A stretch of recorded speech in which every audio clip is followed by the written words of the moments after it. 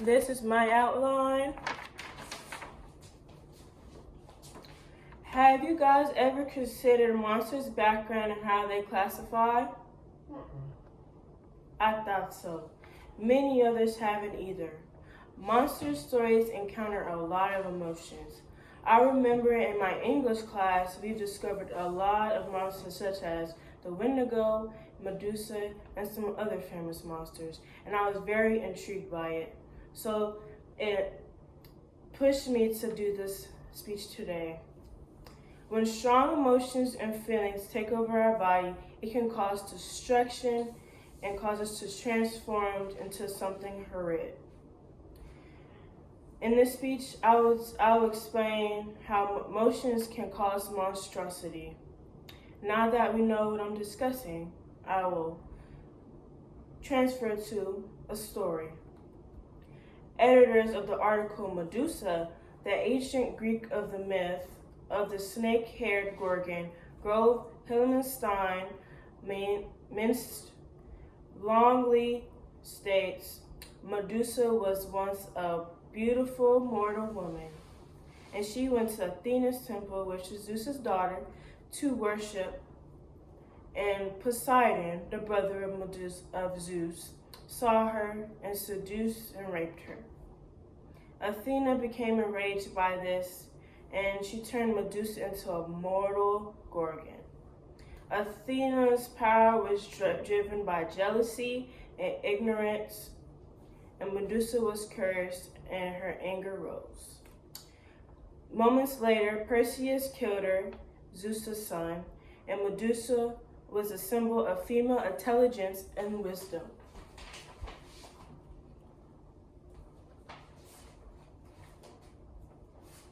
Perseus with Medusa's head, Medusa's beauty pictured by Rihanna. You can see she was a very good influence.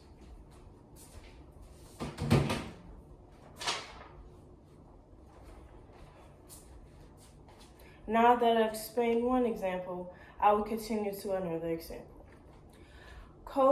Jeffrey Cohen's 7 Theories plays a role in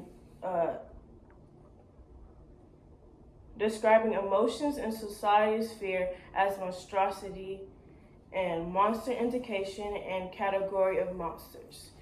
It is lined up in 7 theories and it's also lined up with different monsters, Medusa being one.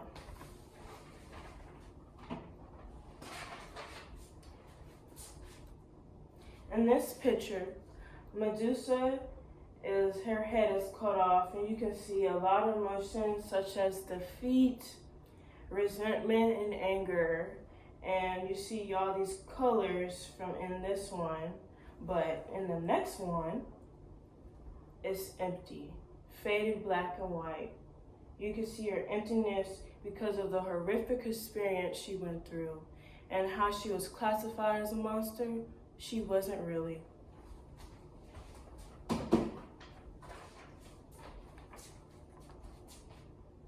Author Murphy from the article Leviathan to Lucifer, What Biblical Monsters Still Reveal, Lucifer, the angel of the underworld, reveals how slight he lines between understanding humans and monsters can be and phasing over and over how our choices might which leads to embracing monstrous values.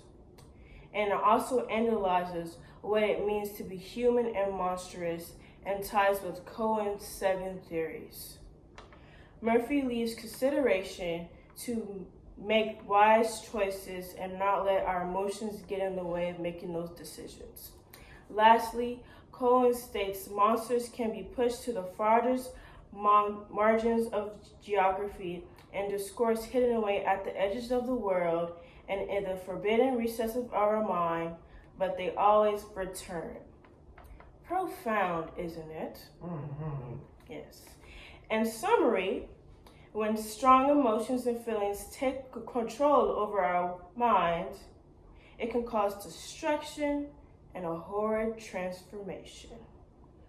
In this speech, I have explained how our monstrous can appear by displaying our motions,